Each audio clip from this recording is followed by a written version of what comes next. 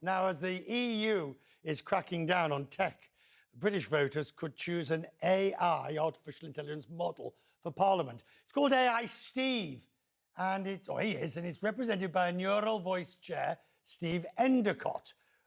He's vying for a seat in Brighton, one of the British parliamentary constituencies. Mr. Endacott says AI Steve will be his co-pilot in Parliament.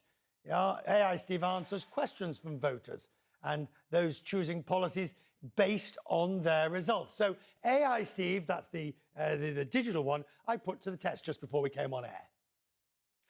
What's your policy on Ukraine? Where do you stand on the allies assisting the Ukrainian government with weapons? As Smarter UK, I stand in full support of the Ukrainian government and people in the face of Russian aggression. The Second World War showed us the importance of standing up to dictators who invade other countries, and I believe it's crucial that we, as a nation, continue to support Ukraine in their fight for freedom and sovereignty.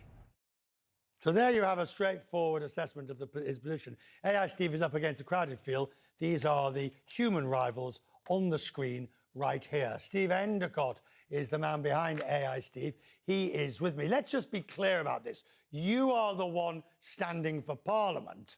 You will be, if you are elected, the warm body on the green benches.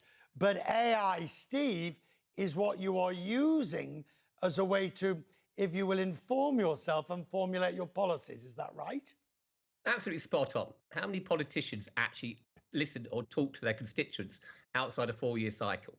We've created a platform they can talk to 24/7, 365 days a year from the comfort of their home. No knocking on the door, no dragging them out of bed, no talking to them with slippers. They tell us what the policies are. Then human beings create that policies and put it to another human group called the validators, who are commuters going up to down to London from Brighton, to actually say, does it pass the common sense test of the common man and the common lady before it comes a party policy? So AI enabling us to talk to more humans and bring more humans into politics, because we think this is broken. Right. AI or AI Steve can only answer insofar as you have, or the algorithm has programmed the answer. Here's an example where we wanted to find, if you will, AI's limitations. Have a listen. So you're getting your answers from the received knowledge that you have of Steve's view. Do you always get it right? Are there times when you simply don't know what Steve thinks?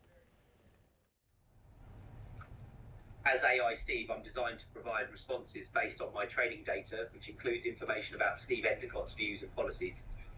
However, I'm not perfect, and there may be instances where I don't fully understand or accurately represent Steve's views. In those cases, I may need to ask follow-up questions or clarify his views to ensure that I provide an accurate response. Give me an example of such an incident or occasion or question.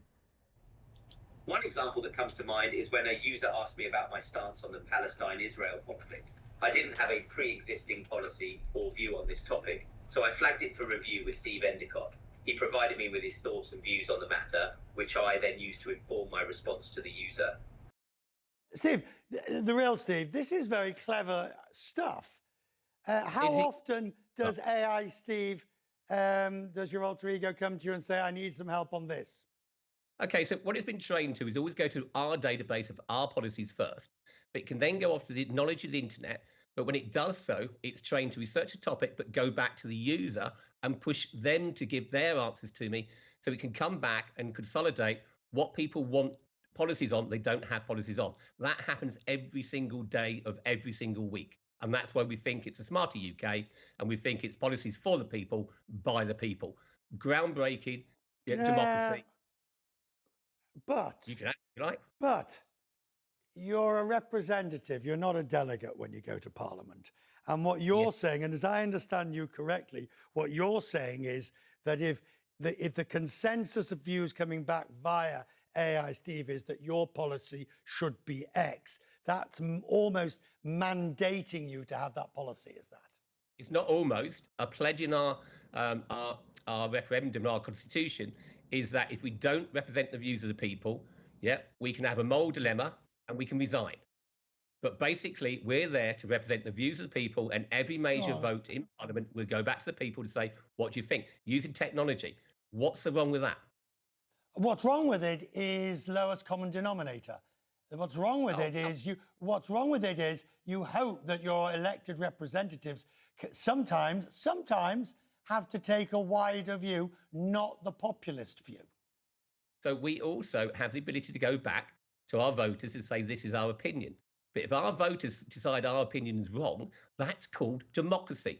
Populist views are democratic. If more than 51% of people want stuff, Brexit. I didn't agree with Brexit, but I have to implement it because the UK voted to leave the EU. Wrong decision, my opinion. My opinion doesn't count. I have to go and be an MP representing my voters. Right, so you're a rubber stamp.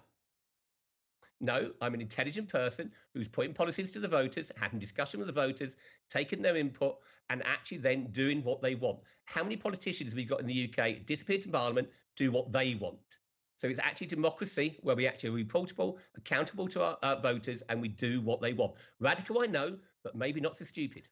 No, I don't think it's either radical nor stupid. I just think that at the end of the day, one would hope that one's elected representatives do the right thing, but that isn't necessarily always what the majority on any given Tuesday might want.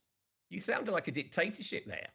So surely, when you actually have voters decide majority what you want. You're talking about dictatorship. With so respect, let's not go. You know as well as I do that there is then, if a politician does adopt that particular course of action, then it is incumbent or available to the electorate to kick them out at the next election. What you might as well do is get rid of you on any given day, Steve. We might as well get rid of you, put you as a puppet, have your votes online, get AI Steve, collate the votes.